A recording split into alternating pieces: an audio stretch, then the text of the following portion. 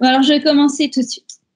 Donc, dans son ouvrage The Location of Culture, Homi Bhabha explique que l'objectif du discours colonial est de construire l'image du peuple colonisé où ils sont vus comme des dégénérés à cause de leur ethnie afin de justifier leur conquête et l'établissement du système administratif et éducatif dans le but apparent de les sauver de leur barbarie. Donc, pour créer cette image, le discours utilise des stéréotypes comme le stéréotype du cannibale. Donc, une fois que le peuple a colonisé est décrit comme de terribles mangeurs d'hommes, la mission civilisatrice de l'empire colonial est justifiée. Donc, l'empire peut enfin envahir le territoire de ce peuple et lui imposer sa culture pour le sauver de cette barbarie cannibale. Homi Bhabha appelle ces stéréotypes, dont le stéréotype du cannibale, des signaux d'identification et d'aliénation. Pardon, je suis désolée, j'ai pas mis. Donc, Homi Bhabha appelle ces stéréotypes les signaux d'identification et d'aliénation. Donc, le stéréotype du cannibale est utilisé pour marquer la différence entre l'autre, celui qui est aliéné, et celui qui parle, celui avec qui le lecteur s'identifie. Ainsi, le cannibale est non seulement aliéné, mais celui qui est aliéné est vu comme cannibale. Inversement, le lecteur s'identifie avec celui qui n'est pas cannibale, et celui avec lequel le lecteur s'identifie ne peut pas être cannibale. C'est-à-dire que ça marche dans les deux sens. Si on est différent, on est forcément cannibale. Si on est autre, on est forcément cannibale. Et si on est cannibale, on est forcément autre. Donc, dans le discours colonial, le peuple colonisé est signalé comme étant aliéné, l'autre par ses pratiques cannibales, et le peuple colonisateur est signalé comme étant similaire, celui avec lequel le lecteur s'identifie grâce à l'absence de ses pratiques cannibales. Or, en Tasmanie, le grand problème, le cannibale le plus connu ne fait pas partie du peuple colonisé, mais bien du peuple colonisateur. Donc, en effet, Alexander Pierce, notre cannibale, est transporté jusqu'à la colonie pénitentiaire, alors appelée Van Diemen's Land, en 1820. Et l'apogée de sa transportation, c'est lorsqu'il est retrouvé avec des restes, des morceaux humains en sa possession, qu'il montre lui-même, qu'il présente lui-même à ses capteurs, à ceux qui l'ont capturé, et donc qui fait de lui le premier et le seul cannibale confirmé de l'île. Donc, son histoire est très bien documentée grâce à l'administration. Son histoire est très bien documentée grâce aux soins de l'administration coloniale qui documente absolument tout ce qui a un rapport avec ces bagnards. Et donc, et en plus, on a un autre document qui est extrêmement précieux, c'est sa confession. Donc, en effet, le bagnard Alexander Pierce était un Irlandais catholique et avant sa mise à mort, il tient à se confesser au révérend Conley, donc un révérend catholique irlandais. Donc, sa confession apparaît dans le journal The Hobarton Gazette et dans l'almanach d'Henry Melville, donc, qui est un journaliste tasmanien, en 1824. Donc, il n'y a aucun doute sur le cannibalisme d'Alexander Pierce. Ce n'est pas une légende, tout est extrêmement bien documenté. L'histoire d'Alexander Pierce intervient dans le contexte de l'histoire coloniale tasmanienne qui est déjà marquée par la honte de ses débuts pénitentiaires. De 1803 à 1853, environ 72 000 bagnards, hommes et femmes, arrivent sur les côtes de la Tasmanie, alors appelée Van Diemen's Land. Donc, l'Empire britannique a recours au bagne pour peupler l'île rapidement et contrer l'intérêt que l'Empire français y portait. Les bagnards composaient 77% de la population, mais les habitants de l'île ressentaient la présence de ces bagnards comme une tâche honteuse sur l'histoire de l'île. C'est-à-dire que l'île n'est pas un endroit très respectable, c'est une sorte de grande prison dans laquelle les bagnards, les criminels vivent à côté d'eux-mêmes, les gens respectables. C'est pour ça que les bagnards, l'existence du bagne et des bagnards est vue comme une tâche sur l'île.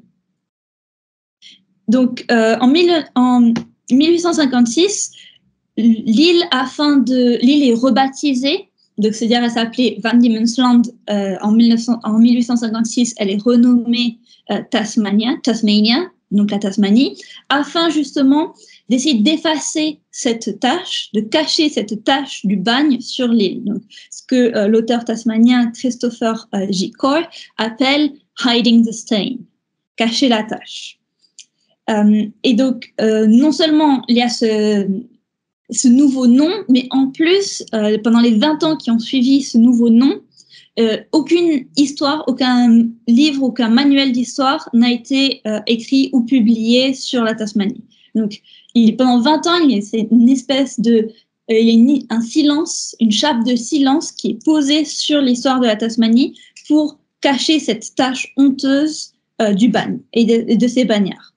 Donc, évidemment, l'histoire d'Alexander Pierce, qui est un bagnard, qui non seulement est un bagnard, mais en plus un bagnard cannibale, cette histoire, personne n'a envie de la ressortir tout de suite, en fait. Donc, elle est cachée sous cette chape de silence. Car, en effet, un bagnard qui arrive avec le peuple colonisé, qui cannibalise alors que le cannibalisme est l'attribut, l'apanage du peuple colonisé est impensable. On n'a pas forcément envie d'en parler. Donc, ce retournement, c'est-à-dire le bagnard Alexander Pierce qui cannibalise, et donc souligne la perméabilité des frontières entre l'identifiant et l'aliéné, celui avec lequel on s'identifie, et l'autre. Les bagnards occupent déjà une place bien particulière car ils arrivent avec le peuple colonisateur dans le but d'occuper les terres et de travailler sur ces terres. Mais ils ne viennent pas de plein gré en portant cette mission de civilisation des colons libres. Ils arrivent avec les colonisateurs, mais pas par choix. Et en même temps, ils ne subissent pas non plus les violences et le discours aliénant que subit le peuple colonisé, mais ils font face à leur propre lot de maltraitance et de violence. Ils sont traités de façon très différente que les colons libres et en même temps de façon très différente que le peuple colonisé. Donc, les bagnards sont dans une place unique, médiane, où ils font à la fois partie du peuple colonisateur et des victimes de ce même peuple. Et c'est les récits du cannibalisme d'Alexander Pierce dans le bush tasmanien met vraiment en lumière la perméabilité des nombreuses frontières établies par le discours colonial. Donc, entre l'identifiant et l'autre et l'aliéné, toutes ces frontières sont transgressées par le cannibalisme du bagnard. Je suis un peu en retard. Alors, je suis désolée, je ne sais pas pourquoi la problématique n'apparaît pas sur ce document-là, alors que c'était celui que je l'ai mise. En gros, la problématique, désolée pour ce petit problème, la problématique, c'est comment est-ce que l'évolution des récits... je suis désolée, j'avais la problématique. Comment est-ce que les représentations du cannibalisme dans la littérature tasmanienne ont-elles évolué avec l'histoire des bagnards, du cannibalisme des bagnards? Donc, comment l'histoire et les représentations du cannibalisme sont liées? Dans un premier temps, il est fondamental de revenir sur l'histoire d'Alexander Pierce et notamment sur sa confession, l'histoire qu'il raconte dans sa confession. Parce que cette confession pose les fondations pour les récits suivants. Donc, c'est non seulement le premier récit du cannibalisme, mais en plus, c'est également la fondation, l'inspiration pour les récits suivants jusqu'en 2011. Donc, d'abord, on va revenir sur la confession d'Alexander Pierce. Ensuite, nous allons parler de la chape de silence qui est posée sur l'histoire de l'île et sur le cannibalisme, sur cette histoire de cannibalisme. Donc, c'est tout ce problème de la chape de silence et aussi comment elle est posée et aussi comment elle est détruite. Et enfin, nous allons parler d'un dernier problème qui semble un peu lointain par rapport au cannibalisme, mais c'est le problème du bush tasmanien et de sa force métamorphosante. Donc, c'est-à-dire, le bush tasmanien intervient comme personnage principal, comme force principale qui pousse les bagnards au cannibalisme, à manger l'autre, parce que le bush est indifférent et hostile, n'offre aucune nourriture, et donc les bagnards qui s'y évadent, qui s'y perdent, sont poussés au cannibalisme à cause de ce bush tasmanien. Donc le bush, c'est la partie toute la partie qui est inhabitée de l'île de l'Australie, et notamment de la Tasmanie, et c'est un peu comme la brousse, ce qu'on appelle la brousse en Nouvelle-Calédonie. Ok, donc pour commencer, donc la confession d'Alexander Pierce. Donc, grâce à l'administration coloniale pénitentiaire, comme on l'a vu, il n'y a aucun doute sur l'existence et sur le cannibalisme d'Alexander Pierce. Donc sa vie est très bien documentée. Donc c'est comme ça, de cette manière, qu'on peut comparer également la véracité de sa confession. Tous les détails se recoupent. Il n'est pas en train de mentir dans sa dernière confession. Donc, cette confession rappelle donc les circonstances de la naissance d'Alexander Pierce. Donc, il est né en Irlande en 1790. Et pour le vol de 6 paires de chaussures, il est condamné à transportation à Van Diemen's Land. Ce qui est important, pourquoi je rappelle le vol des 6 paires de chaussures, c'est que les bagnards en Tasmanie ne sont pas des grands criminels, en général, ce ne sont pas des meurtriers, ce ne sont pas des monstres qui pourraient être prédisposés au cannibalisme. Les bagnards ont été choisis pour être acheminés vers la Tasmanie. Ils sont choisis parce que ils ont les capacités physiques, ou des fois même, par exemple, s'ils ont été pris pour fausser des documents, ils sont choisis pour leurs compétences et pour leur forme physique. En gros, ils doivent être capables de construire la colonie. Donc, c'est pas les crimes, la gravité de leurs crimes qui cause leur transportation, c'est leurs compétences et leur forme physique. Alexander Pierce n'est pas un grand criminel, n'est pas un monstre qui s'est déchaîné sur la Tasmanie, c'est juste un voleur qui s'est fait attraper et transporter.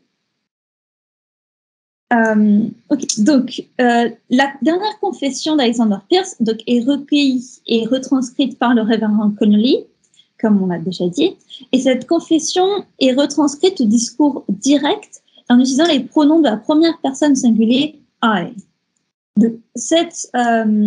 L'utilisation de ce pronom permet au lecteur d'adopter le point de vue de Pierce, du cannibale lui-même. Il permet au lecteur de s'identifier, au moins le temps du récit, avec Pierce. Donc, la confession n'est pas aliénante, mais au contraire pousse le lecteur à s'identifier à Pierce. Donc, une fois être revenu sur les circonstances de son arrivée en Tasmanie et les nombreux crimes qu'il a commis une fois qu'il est arrivé, non seulement il a commis des crimes chez lui, il commet à nouveau des crimes, des vols et des usages de faux une fois arrivé sur l'île.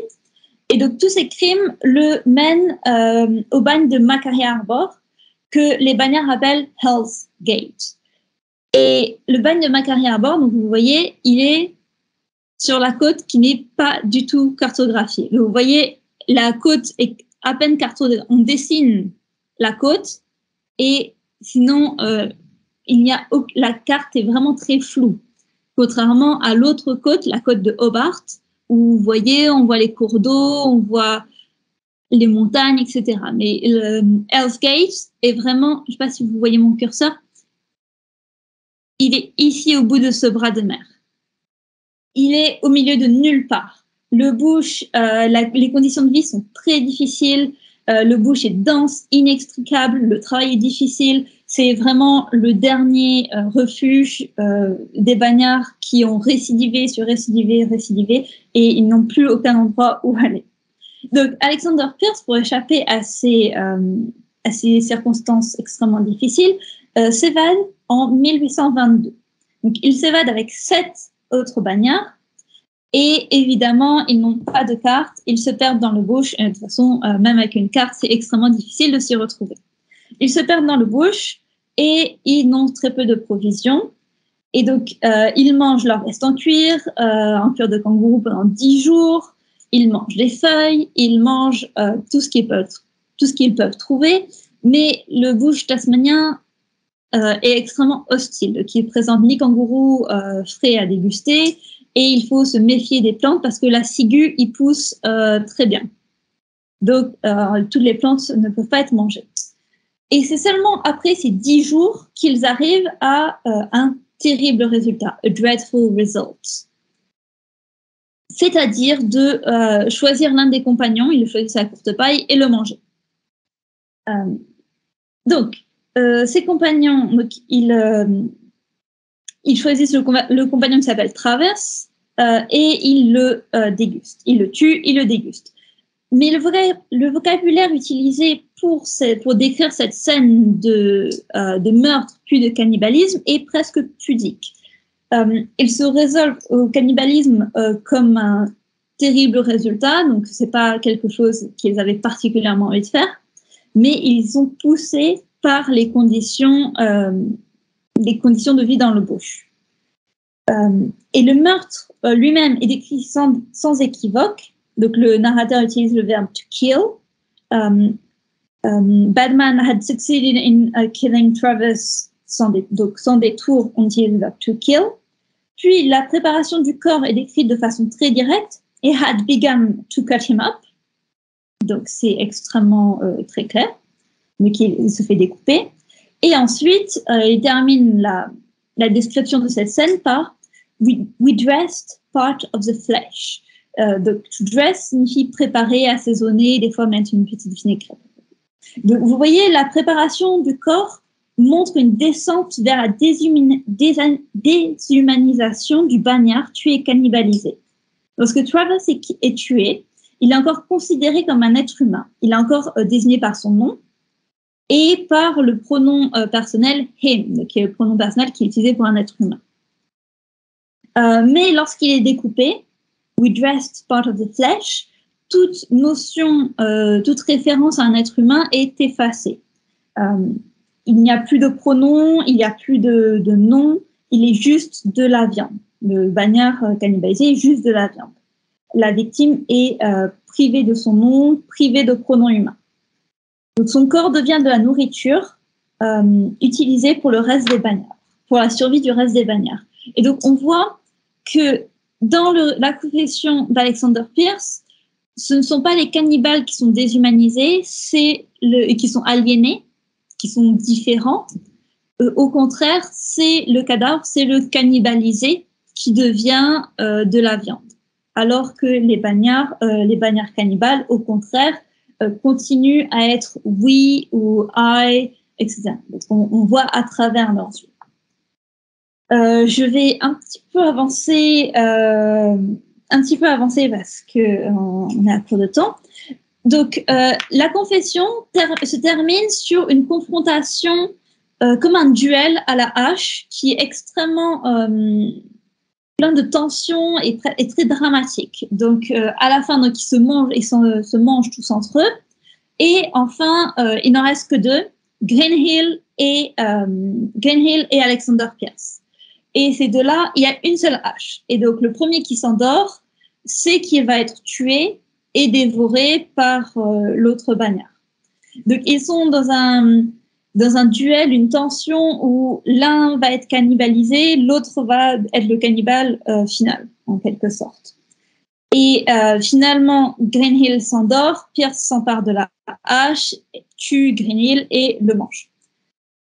Après cette succession de terribles meurtres et de terribles actes de cannibalisme, Pierce, qui se retrouve sans nourriture, décide à nouveau de manger des plantes et des feuilles, mais ça n'a pas du tout l'air appétissant par rapport à la chair de Greenhill.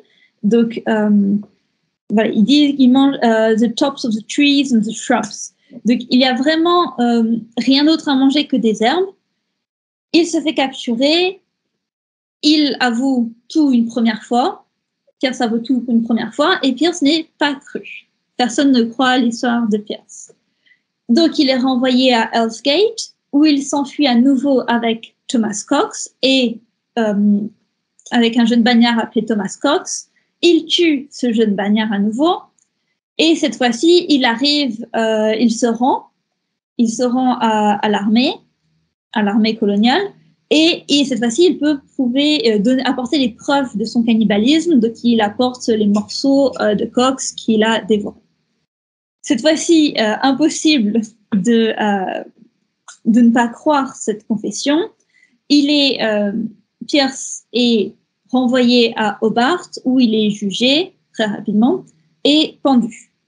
Voilà, donc vous voyez, on retrouve beaucoup de documents qui ont été bien conservés aux archives de Tasmanie, notamment la copie de la condamnation à mort d'Alexander Pierce, un croquis de la tête du cannibale après son exécution, donc quand il est mort, et enfin son crâne qui a été conservé parce que, encore une fois, un cannibale blanc irlandais, c'était vraiment un objet de curiosité, un objet de surprise, de curiosité morbide qui a poussé les Tasmaniens, à vraiment documenter, conserver tout ce qu'ils pouvaient sur cet étrange cas. Ok. Je ne sais pas s'il me reste beaucoup de temps. Je vais vraiment passer très vite fait sur le reste. Mais c'était vraiment important de parler d'abord du premier cas, du cas de cannibalisme qui a vraiment inspiré tout le reste des récits parce que cette confession, non seulement elle apporte beaucoup d'informations, mais il y a vraiment un élément très dramatique. Ça se lit vraiment comme le récit d'une terrible aventure. Donc, cependant, même si la confession est extrêmement dramatique, lit comme un récit haletant, cela n'empêche pas les auteurs suivants, notamment Charles Roecroft, d'essayer d'étouffer cette histoire de cannibalisme. Donc, dans son roman The Bushranger of Van Diemen's Land, de Charles Roecroft, publié en 1846, déjà, ce roman essaye d'étouffer cette histoire de bagnard cannibale. Donc, dans son roman, ce sont les aborigènes qui sont les cannibales. De façon assez le comble du comble, c'est les aborigènes qui sont cannibales. Et donc, mais encore une fois, dans ce roman, même si le narrateur déclare avec une certitude absolue que les aborigènes sont cannibales, en lisant le chapitre à ce sujet, il n'y a vraiment aucune preuve. Donc, les deux personnages principaux, Helen, qui est la fille d'un colon anglais libre, et Jerry, qui est son serviteur, sont capturés par des aborigènes et directement, ils pensent que ce sont des cannibales. Il n'y a aucune question. Ils voient un regard que lancent les aborigènes sont cannibales.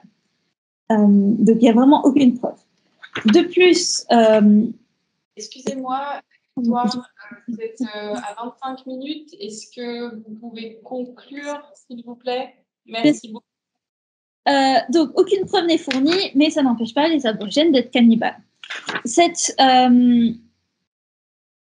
conclusion hâtive de Charles Roecroft est contrée ensuite par le roman de Rohan Wilson, publié en 2011, The Roving Party, qui rétablit véritablement l'histoire du cannibalisme et qui montre qu'il y a un long passage sur un bagnard qui est cannibale, qui est appelé Man-Eater, qui est comme un monstre pathétique qui est retrouvé avec des morceaux d'êtres humains qui sont décrits comme chewed up, chewed up comme une sorte d'os de chien qui a été retrouvé et qui va donc enlève toute l'espèce de cérémonie autour du cannibalisme et qui enlève toute cette cérémonie autour du cannibalisme.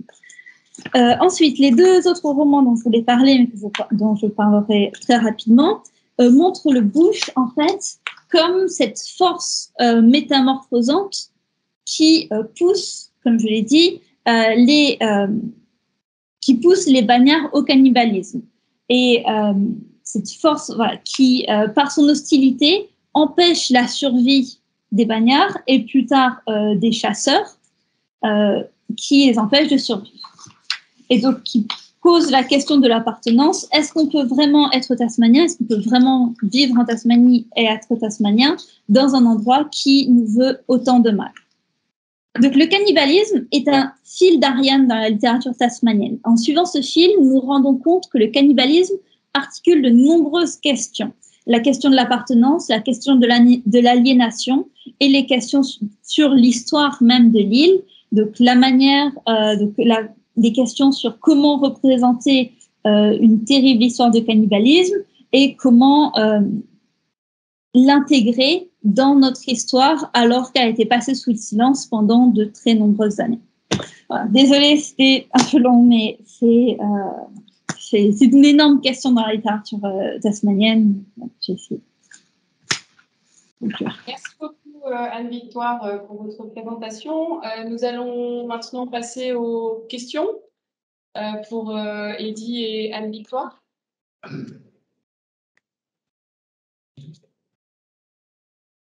J'ai une question pour Anne-Victoire. Je commence. Tu as parlé de confession. Qu'est-ce que c'est comme confession au point de vue du document? Est-ce que c'est la transgression du prêtre qui a confessé l'auteur, ou c'est une confession qui a été entièrement écrite à des fins de justification? Qui a été écrite, pardon, je ne comprends pas la deuxième partie de la question. Non, je répète alors. Est-ce que c'est une véritable confession, c'est-à-dire avec le secret de la confession, et dans ce cas, le prêtre a transgressé le sacrement, ou est-ce que c'est une confession rédigée à des fins de justification ou d'explication? Alors, j'en suis pas 100% certaine. Je pense que c'est une confession qui a été réécrite après pour justification, car quand on étudie la confession, il a quand même un vocabulaire qui est extrêmement, que probablement un petit voleur irlandais des années 1790-1820 n'avait pas, donc il y a vraiment un vocabulaire qui est extrêmement élevé, donc probablement que la confession a été réécrite par... C'est un document de deuxième main. Oui, je pense. C'est ça que je voudrais savoir. C'est un document de deuxième main. On travaille sur les sources. Oui. Merci. Merci.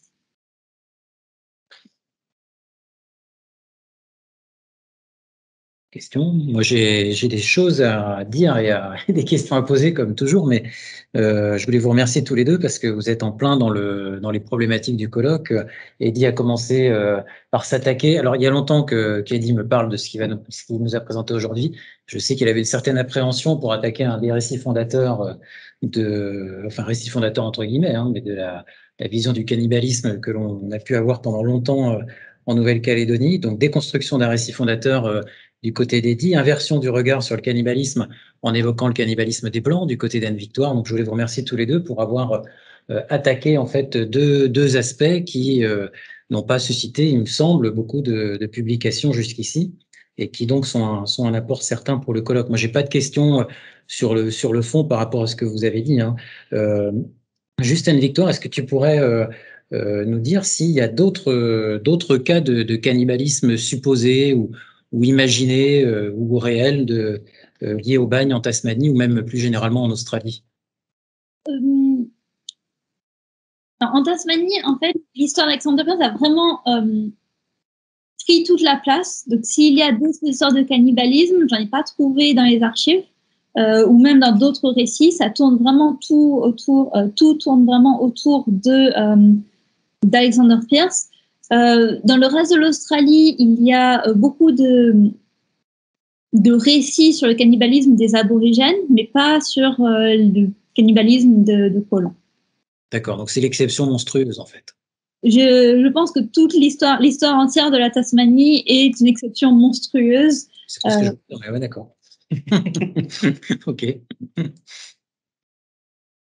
Moi, je veux bien rebondir sur ce qu'a dit Gwenaëlle, justement sur cette exception monstrueuse.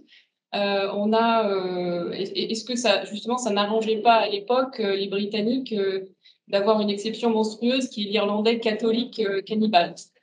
Oui, exactement. Ça arrangeait non seulement les Britanniques, mais aussi le continent australien, parce que la Tasmanie, comme c'est une petite île au sud de l'Australie, c'est vraiment l'endroit parfait où on pouvait rejeter toutes les fautes. C'est eux, ce sont ces terribles monstres cannibales. Et donc, en effet, ça arrangeait énormément. Ça permettait au reste du continent australien de dire en quelque sorte, OK, on est terrible, mais on n'est pas aussi terrible que les Tasmaniens. Ok. S'il y a des questions. Alors, est-ce qu'il y a d'autres questions? Notre assistance. Non, sinon je poserais bien une petite question à Eddy en complément de ce que tu nous as présenté, juste pour savoir comment tu t'y es pris pour essayer de reconstituer la bibliothèque de Garnier. Alors, ça a été un petit peu difficile, mais j'ai eu la chance de tomber sur... j'ai d'abord cherché au niveau des archives de l'école des mines, qui sont difficilement accessibles, et je suis tombé sur cet ouvrage alors il a un nom assez compliqué, de La Jeunesse, de René Samuel La Jeunesse, qui a pu qui a pu travailler à partir des archives de l'école des mines, notamment d'un hommage qui a été rendu à Garnier par un de ses condisciples qui s'appelle Daniel Mourgue, qui est de 1840, Garnier, lui, de 1839, et c'est lui qui témoigne du caractère de son camarade Garnier, grand lecteur, un peu rêveur, et qui confirme sa passion pour Fenimore Cooper, entre autres. Et juste comme ça, pour qu'on ait une idée, le chapitre 15 en question, tu as parlé que tu as déconstruit, là, c'est quoi le volume de ce chapitre par rapport à l'ensemble du livre? Alors, il faudrait que Parce que c'est quand même celui qui a été le plus mis en avant, finalement. C'est celui qui a été... ce n'est pas le plus important. Chapitre 15, tous les chapitres font en moyenne une petite trentaine de pages. D'accord. Une petite trentaine de pages. C'est assez équilibré. Merci. Il y a quelqu'un.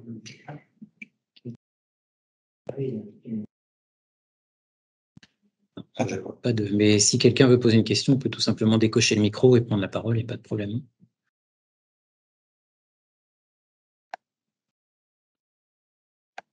Non, pour l'instant, il n'y a pas de... Ok. Moi, j'ai une dernière question pour Eddy. Donc, tu nous as parlé d'intertextualité, d'influences littéraires, notamment de la littérature du voyage. Est-ce que tu peux nous parler d'autres influences littéraires de l'époque qu'on peut retrouver dans ces...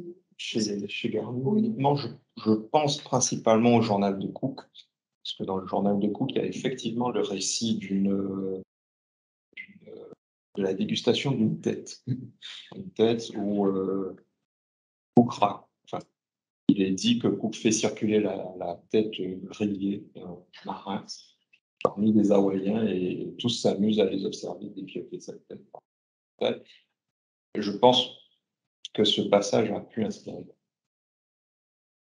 À part que Garnier fait preuve d'une grande imagination, puisqu'il imagine un dépiolage encore plus détaillé. Merci. Il y a une question dans le fil de la conversation qui est posée par Hilary, que l'on salue. Je te la lis, Anne-Victoire, mais tu dois la voir aussi. Hein. L'un de ces auteurs suggère-t-il que les aborigènes de Tasmanie étaient également des cannibales parce que le bush tasmanien n'offrait aucune nourriture? En fait, j'ai répondu très vite fait dans un message, mais je vais vous répondre tout de suite en live.